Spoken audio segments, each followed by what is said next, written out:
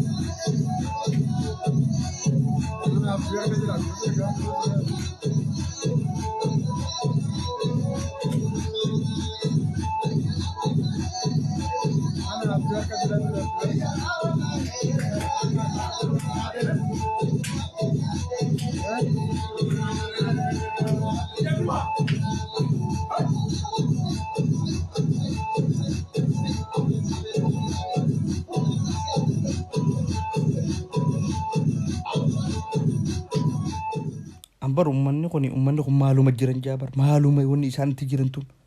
bar yooma karatti troobe hurkaa kana wajjin biran kuttu bar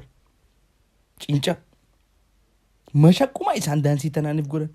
sirba amaaraa kana uummata sadaqa kadhattu kanatti banatanii ani yaa jala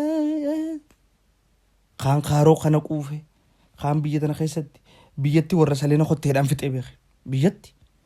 mushammaa namaa fixanii ganti ulaatti cufatee teephii cabsee ari'anii gaara keessatti daansii taphatan sharaa hidhatanii innaa daansii fadhu manni kun taphatanii korniisni kun hurkee akkatti bishaan kana dhimmisa isaanuma taphatan goojoo namaa taanii irra deemanii biyya daansii taphatanii biyya balleessanii saleena nama mushammaa fixanii namni firraa ruumii bitatu eegale ruumii baxxisanii ruumii buukii ruumiidhaa tan kotteedhaan irraa fixanii duguganii biyyaa ba'an biyya namaa tan hogguu dhaqan hunu hulaa cufatanii kaaroo kana quufanii daansiitti banatan qoya an jaariin daansiidhaaf akkatti isinitti uumamtetu maali jaarummaan isin daansiif qabdin tun muhabbaa mee jannatas hin neeytu maal sii gooti yaa cincawaa waata akkasiin gootu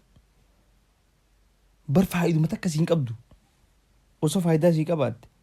si wajjin ka'ee dhegchisaan si wajjin ka'etti tuqa faayiduma nuun qabne yeroo teenya waan faayidaa nuu qabdu yoo dabarsine daansi dabuuq assalaamu alaikum yuutuuba kana khasuu shaanii sabskiraayib godhaa